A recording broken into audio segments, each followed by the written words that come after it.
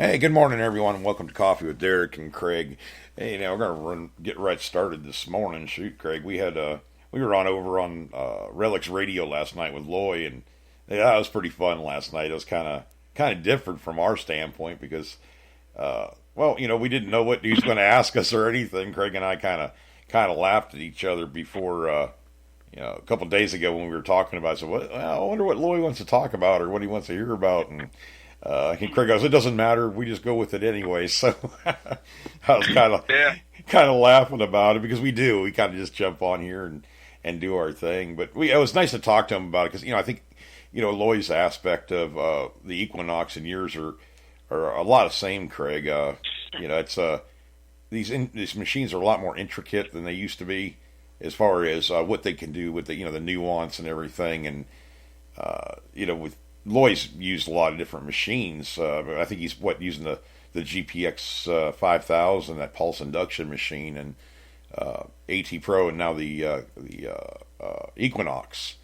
And I should have asked him last night, Craig, about what his thoughts were between the AT Pro, and he had a chance to use that Simplex, and what his thoughts were between the two a little bit more, because I was kind of curious about that. I used an AT Pro for I don't know, about 6 or 8 months. It wasn't a long time, but it to me, the Simplex did better, but it's newer technology and everything. But I was just curious about the fact that the AT Pro has unmasking capabilities and stuff, but he also uses aftermarket coils. I think, Craig, doesn't he? That Tornado coil.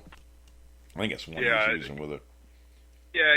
He switches back and forth between coils, and that's the thing that with the Equinox. There's another guy, Greg, that does Fine in America, and he's been using all three coils, and he was another one that commented on the Horde settings that he has a spot that he wants to try those in. But we're all trying to find programs that will make her hunt better, and sometimes you're in a trashy area with a lot of nails, and sometimes you're in a wide open area that doesn't have a lot of targets because it's been hunted to death. And everybody seems to have if you've been in the hobby a long time, you've got sites that are hunted to death. Yeah. There's got to still be stuff there, and it's either going deeper or unmasking, and or a little of both, and that's the one thing that the Equinox, I talked about on the radio yesterday, and I've talked about in the past, is how good the unmasking is. With these new chips are so much faster, they can do whole, so much more processing, of the signal. And it just seems like every time the Equinox comes out with another program, it really improves the machine. I've seen it. It did things, other than what they were saying.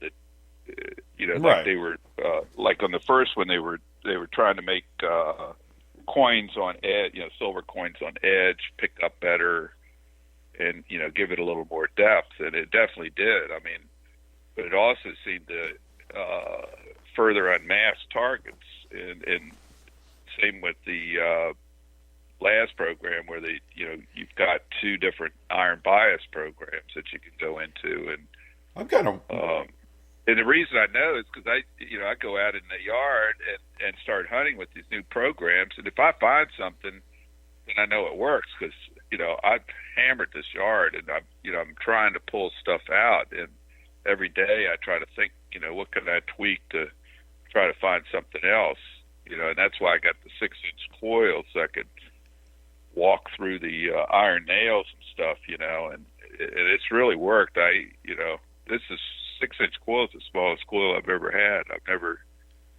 never been a fan of small coils, but this little Mighty Mite coil is really hot. yeah. Yeah, you said something earlier, and it just made me kind of think about it with coins on edge.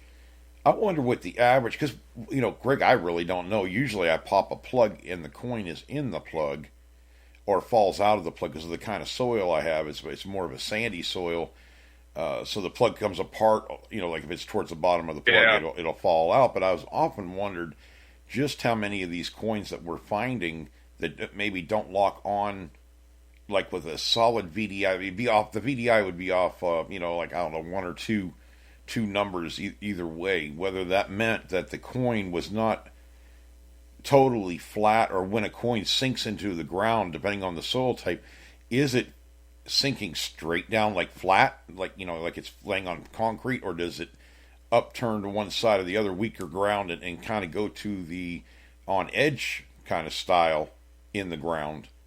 And if that's why some of these sites I'm going to that maybe I'm these are the other signals I'm hearing, only because I dig shotgun shells so deep, but they're different mass to them, different surface area, and they may be sitting in the ground just totally flat because of the way they're shaped. You know what I mean?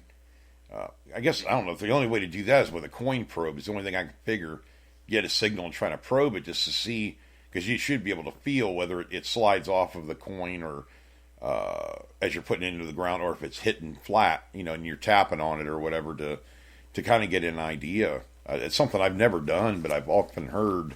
Yeah, there was one signal that I got, and it was kind of near the front yard, on the other side of my house, in the kind of like near the driveway, and I know I hunted that area because I found that padlock, and I went back with the 6-inch coil hunting, and I got this signal, and it was reading real low, but it to me it sounded like brass, and when I was digging it, I could see the edge of something sticking straight up and down, and it turned out to be this key, and it was down about maybe 2 inches, but it was straight up and down in the hole.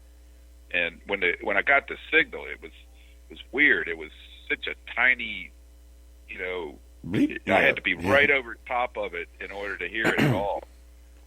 And so there's probably a lot of different signals, that you really can't tell sometimes. I've had dimes read on edge at nickel. Right. They read like a nickel because I remember one time in Maryland years ago, I had a Toltec 100, and I got a signal, and it was a nickel signal, and it was a dime in the hole, and it wasn't but 3 inches deep. Right. And because I've actually used my coil to when I'm scanning the ground, if I'm getting a weak signal, it sounds kind of weird, but I try to tilt the coil a little bit sometimes to upward or one way and kind of swing to get a better idea. Sometimes the signal comes through better, and I think that means that it was maybe shallow coin or whatever, but I turned the coil enough so I can get more of the surface area of the coin. Because the way I look at it is things are going to sink like things go. They're going to go the path of least resistance. And I've dug like butter knives, the actual, not the typical what we consider like silverware, but the one you'd use for a butter stick, Craig, the one that's offset. I have found those where I found that 38-pound D shackle. That thing, I got the signal, and Pauline was with me, and that sounds kind of weird, but it sounds like a coin almost. And I dig down about a foot, and I still was getting a signal, but I was using the ballista one, but I was still getting a signal. And I got the probe, and I probed. It was right on the sidewall, 4 inches down is where it started, and it was straight up and down. And I thought to myself, well, maybe some kid or whatever was playing with it and stuck it in the ground. Straight up and down. But I'm like, well, maybe it's the path of least resistance. Is it easier for a quarter to tilt and go into the ground diagonally, or to settle in the ground straight, just like flat? Surface area is going to resist. That's going to resist movement. So to me, it might turn. I don't know how we would. I guess you could dig off center. Well, next time I get a target or something, I can dig off center and kind of know that you're going to try to get the coin in the sidewall to kind of see. But you'd have to dig so many of them to get an average, I guess. Because that may be the reason why some people aren't finding coins as often. I got another weird signal the other day and that it was, it was reading both ways good, but it didn't sound good. It just didn't have the regular tone to it, and about maybe 3 inches down was a piece of rebarb about maybe 4 or 5 inches long, straight up and down in the hole. Right. Because when I was digging it, it was deep enough where I couldn't move it. When I could see it. Right. Sticking in the hole. But it hit that thing. It was rebarbs, I guess. What do you call it? Cast iron, I guess. Oh, rebar. Well, rebar is more just regular iron stock, I would think. It's not cast iron, unless you were dealing with a tool or something like that, or wood burner part. At least the rebar I've dealt with. So. Yeah, it was just a solid piece of iron, but it was I was hitting it, because I had the iron bias, way down too. Right. But I think that's the way to run. If you might dig a little bit more iron with that setting, but you'll get more depth on something good. That's especially in the trashy area. But that's what we're all after finding, anyways. Is get into a trashy area. You want something with activity, and I'm not. There's only been like one place I can think of, two places that I've gone that it was what I would consider not really unhuntable, but very difficult to hunt. And that's when I've dealt with, auto parts and stuff like that, like alternators and starters, because there's so many mixed metals in those. And, you have a lot of copper wire, and you're dealing with non-ferrous trash, which there may be a ton of stuff there, but good stuff anyways. But, man, trying to get, alternators out of the ground and whatever, kind of auto part garbage, it's extremely difficult to hunt that kind of a site, no matter which size coil you're using. I've had one of those, and I've had places where Tim Glick took me to one place, and he said that there was a house there. It either burned down or they pushed the thing down and then pushed it into a pile and then burned it. And then, of course, it's a field now, just regular old field. You can't tell anything was there, but my God, Craig, there's nails like every square inch over top of each. You can see them laying on the ground. That's how many nails are in that area. And, I remember him saying, he goes, yeah, I've hunted this area quite a bit. And he was using a Deus. And he says, yeah, I found an Indian head here, and I found an Indian head here. And when I asked him how deep they were, he says, oh, they were only about an inch or two in the ground, which would explain why he found them, because, well, when you're digging, have a handful of nails and then you have a coin underneath them, it's extremely hard for any metal detector to kind of get that unless you just hit it from the perfect angle. And those are the only two sites I've come across that I control. What is that, Alexa or whatever? No, I was trying to get the chat. I just had to. I'm looking at it with the iPad. Oh, okay. I heard some voices. I was like, "What is that?" But no, there's only two sites that I've hit that was just really that bad. And I know you dealt with a lot with a Colonial site back. I don't know. You were using a V3, I think, the Bristol V3, and you called me and God, this place is absolutely horrible, and you can't get any signals that are there's so many signals there, and that's when I was telling you to turn the discrimination level and depth up and kind of hit it from that direction with a low gain. It was a way to hit it, and you were able to start digging a few things. But sometimes a site can be so busy you can't get into it. Not very often, though. I don't mind it. I mean, I like a site that has a lot of targets in it, anyways. But you can hunt it. You just got to hunt it a different way, I guess. You got to get the surface stuff off of there, or you're never going to get to the good stuff. Kind of like what you're doing with your yard. You're unlayering it, but you have a huge amount of iron, you said. And I know your place in Alexandria did too. I mean, it was like a minefield. There's, stuff everywhere. But you could still pick out non-ferrous in there with these newer machines. They have that modulation jump. They have a nuance or whatever to them, but you're able to pick through that's where I think that 6-inch coil will come into, into play a lot more. It's like a scalpel. You can just kind of, get in between those targets a lot better, I think, anyways.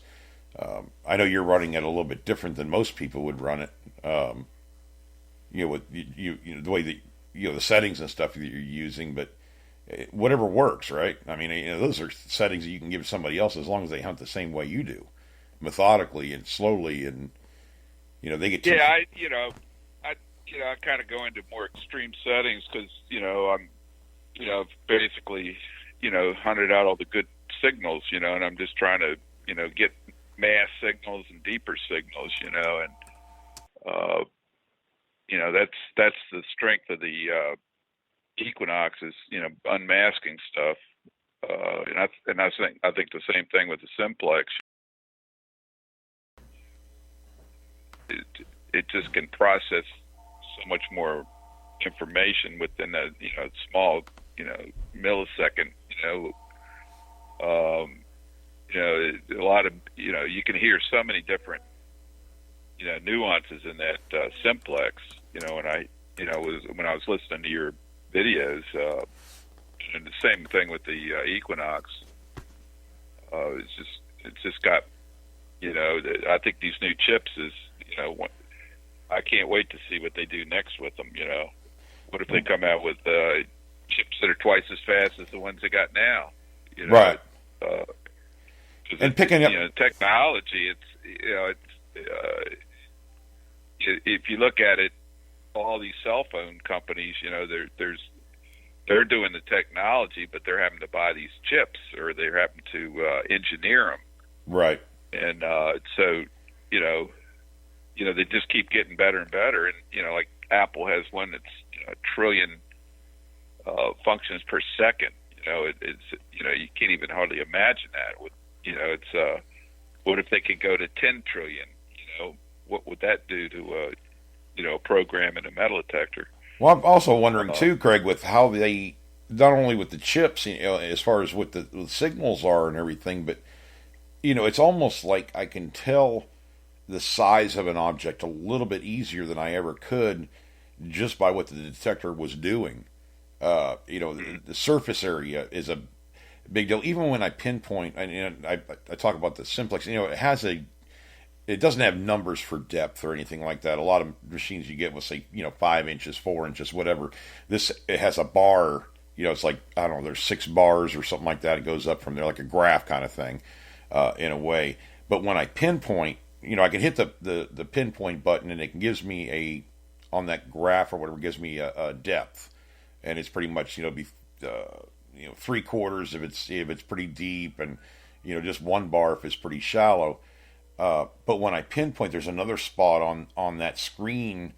It's kind of telling me where it is on the screen. Not only by the sound, obviously you use sound and it tells you right within about an inch or two of where the target should be, but it has this little bullseye thing, icon, right on the screen right there at the bottom, and I'm looking at it when I'm right on the target and it's a shallow target, it's only like a dot.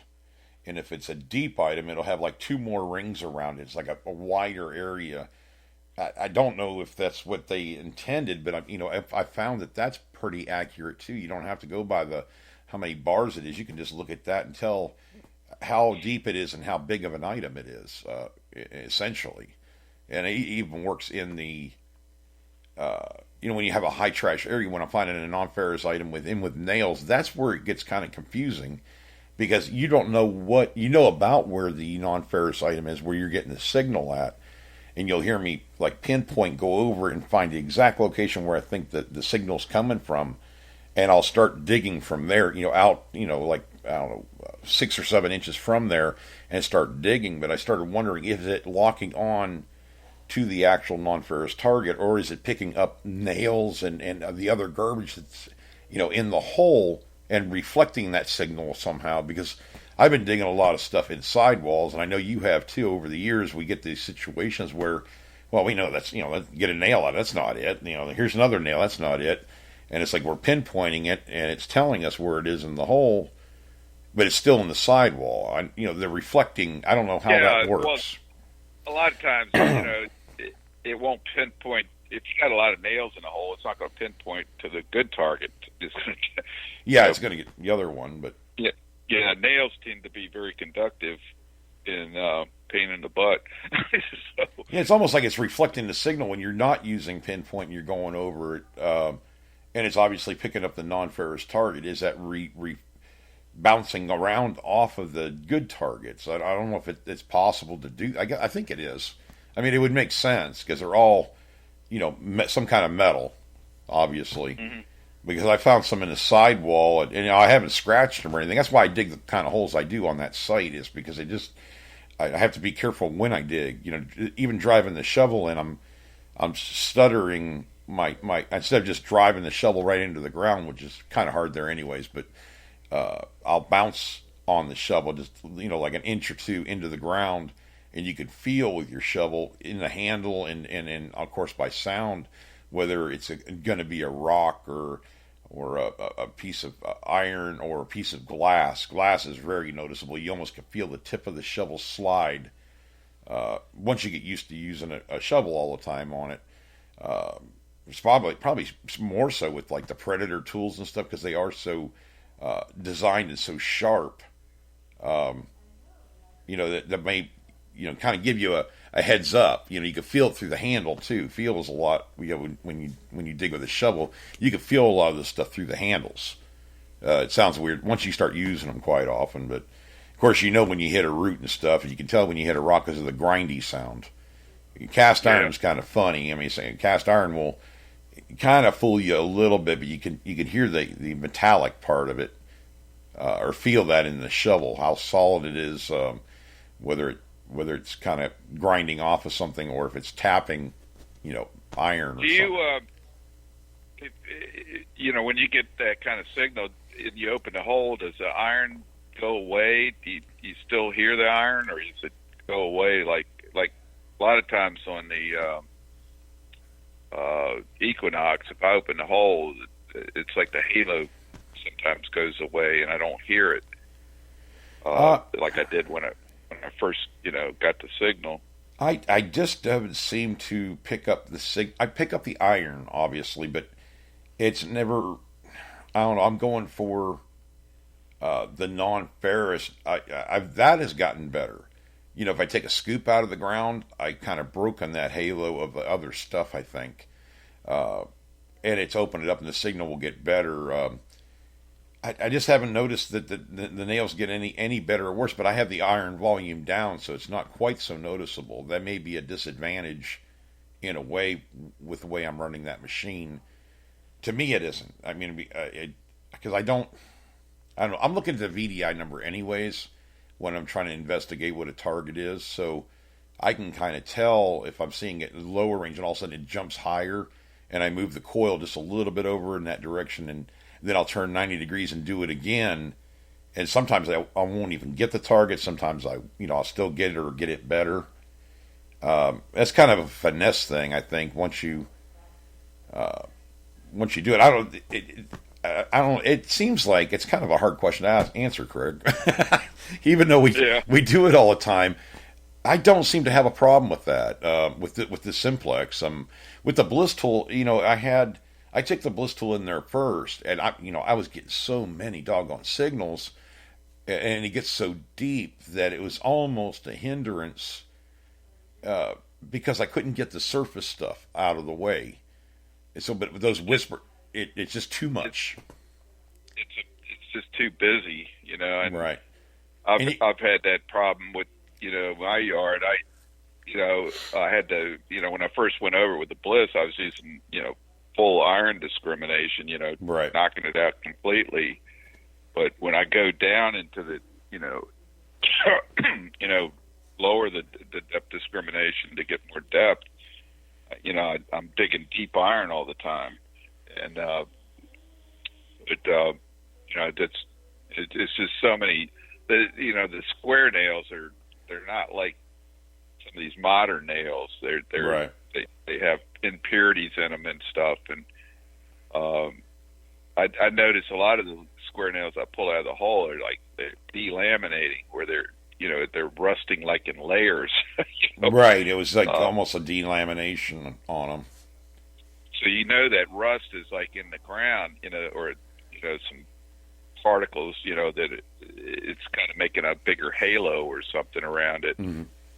But Well, it used it's to be amazing that any of these, I remember in the old days, there were certain machines you get in the nails, you couldn't even hear anything.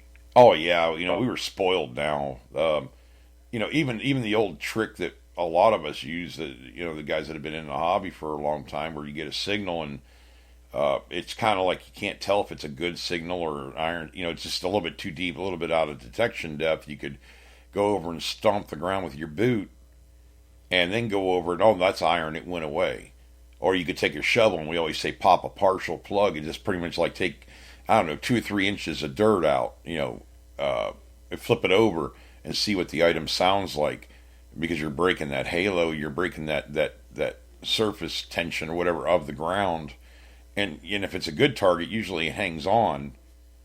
If it's an iron target, it'll maybe dissipate, because your detector is able to use the iron discrimination better. You get a little bit deeper. If it's a good target, it'll usually sound better. Right. And if it's a bad target, it'll sound worse usually when you do that. I normally, when I relic hunt in the woods, if I get a signal, I just, take my foot and scrape all the leaves and some of the dirt away and check it, especially if it's a deep signal. With the Simplex, and it's like kind of like the Blisstal. I think the Equinox is too. As you get closer to a target, Craig, and you don't exactly have your coil over it, it's like maybe an inch or so from the coil. Do you start getting some kind of a signal or some kind of notification from sound that you're getting close to a target? I've noticed that with the Simplex. I do that more often than I would have, like with the AT Pro or something like that. Yeah, sometimes you'll get like especially if it's in a busy area, when you're approaching the signal, you'll hear some buzz, and then you'll lock onto the signal. Right. But sometimes it'll, before you get to the signal itself, really over it, you'll start getting some meter readings. But jumpy. Yeah, and then you can kind of, more, pinpoint it a little bit better. But a lot of times, if I think there's, iron around the signal, I'll pinpoint and discriminate instead of all metal, because sometimes a nail will be off center a little bit of the target, and you'll start pinpointing to the nail, and you'll be off, and you'll dig past the target. Yeah. But that's why I X off a target too.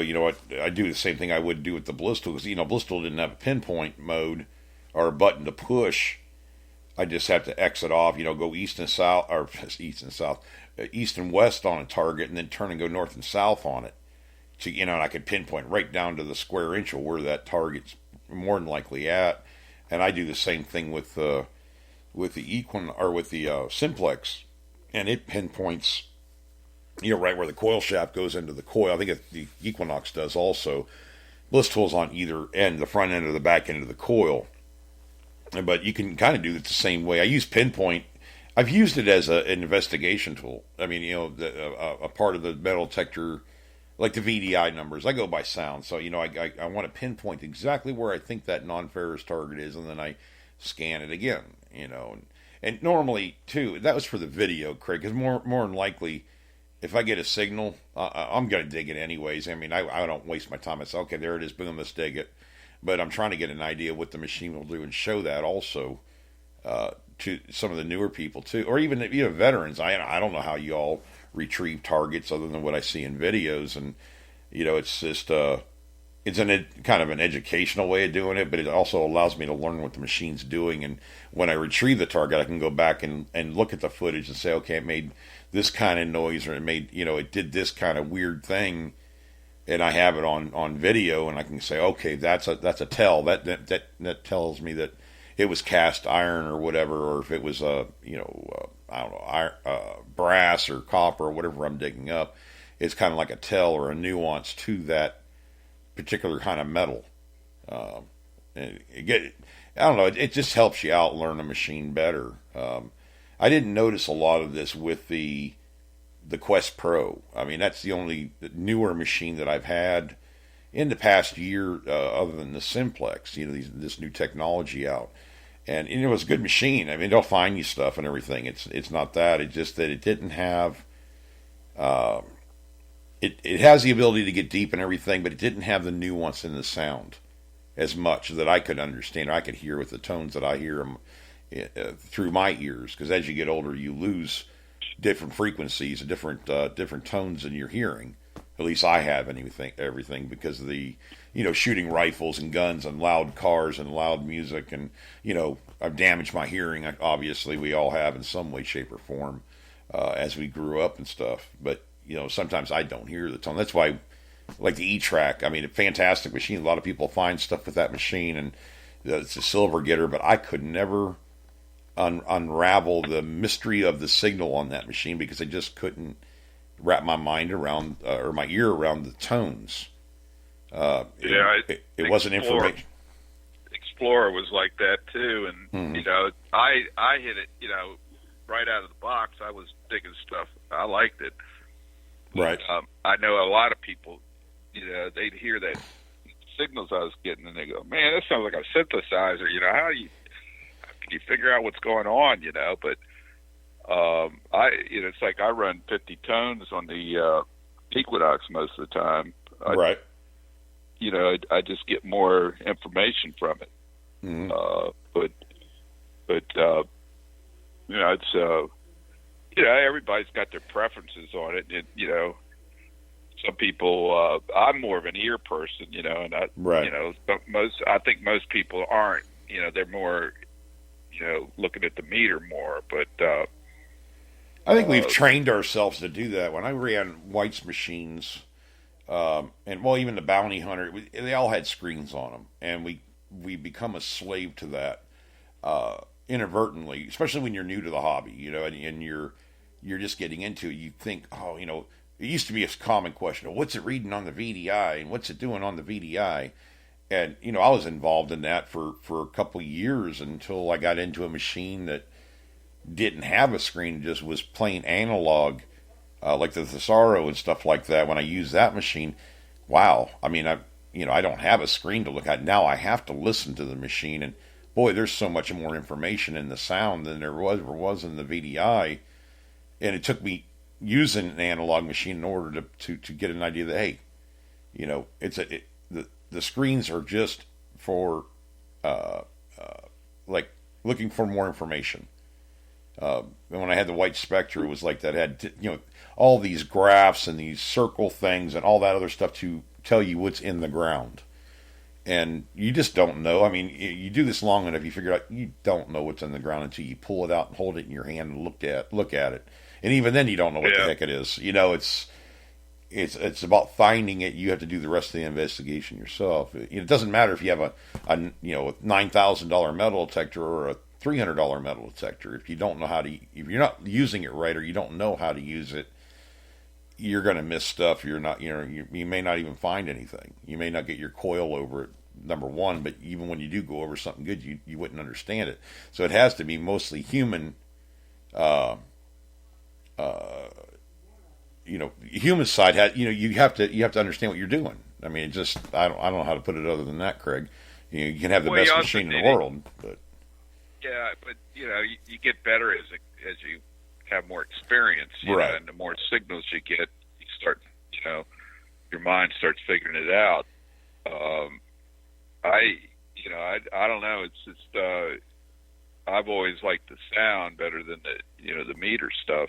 I just back in the old days, when I was using the Nautilus and stuff, I could walk behind guys and they were leaving stuff in the ground, Mm-hmm. Drove them crazy, when they'd turn around and see me digging right behind them where they'd just been, and they go, "What'd you get?" And I go, "Oh, I just got a button," And then they get mad at themselves. Oh my God, I can't believe I missed it, Yeah, they go, "That damn Nautilus, it's not real. That's not a real metal detector, And I go, "What are you talking about? It's because it doesn't have a meter." Yep. the Nautilus is like, back then it was like a cleanup machine. You could go into sites that had been hit by, most of the whites and Garretts and, even the Sorrows and stuff. And, you could pull out all kinds of stuff. I went to camps, most of the camps I went to, I never went to really a virgin camp. Most of them had already been found and metal detected. Right. But the thing with the especially the early war camps, there was so much iron in there. I even read stories where the Confederacy wanted they felt like they needed iron for the war effort. So right. They would be collecting it, and then they'd muster out to the next, March of 1861, but everybody was, moving up to, like Centerville and stuff from, the Dumfries area. So they, you go into these camps, they'd left all that iron there. They didn't take any of that iron with them hardly. Right. It just got to be where they just, it wasn't practical to take the iron that they had. So you find all kinds of stuff, that they left behind that way. Well, I have some spots on this last property I've been doing, and Craig, I think I'm going to tell John to let me dig this stuff up. I that one piece of iron that looks like it's been blacksmithed. It's a long.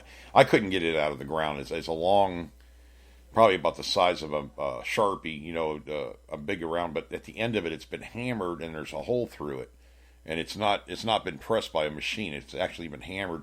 I couldn't get it out of the ground. It's about 6 or 7 inches down in the ground, and it goes off in one direction, and then I don't know what it's in. I don't know why I can't. I can wiggle it, but I can't pull the thing out unless there's something. It's some kind of a tool or something that has a hook in it or something, and I just can't drag it out of the dirt right there. But I'm hitting some targets like that are obviously masking up a wide area.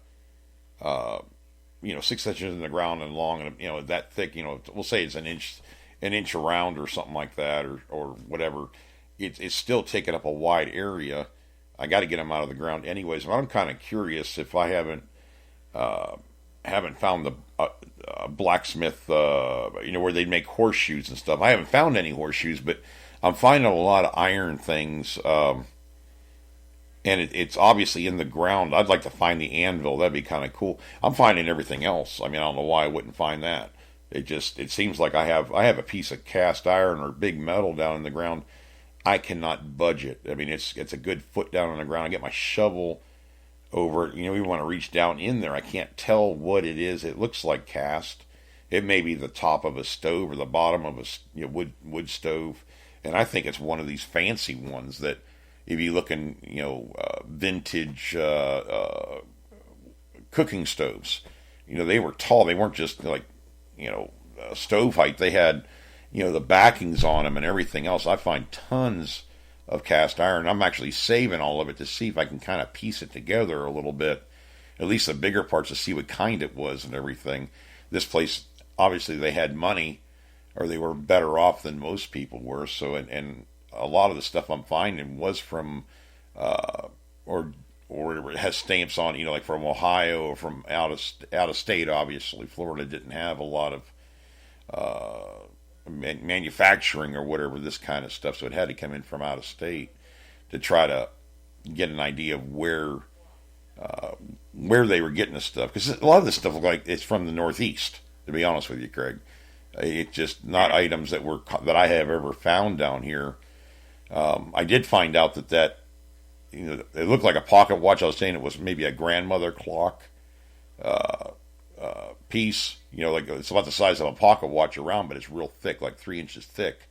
It turns out to be a bait casting reel, and I haven't found out what kind it is. I haven't looked it up yet, but it's kind of neat that another plantation property, I found a 1-drop oiler from that same era, probably it's a Shakespeare reel from the early 1920s. Which I've never found one of those. It's kind of like one of those relic things, but it's kind of beat up. But when's the last one? What's the last one you ever saw that was intact? I mean, that's something like a collector would like a padlock collector. there's so many variations and stuff. I thought that was kind of neat to find those kind of items. I found 3 pocket watches on this property, and all of them are kind of toast. But I mean, God, I mean, I can't remember the last time I found a pocket watch. I find the covers all the time, but the physical whole thing. So, but I guess we could either. This is a topic that again that's going to be ongoing. I guess, Craig.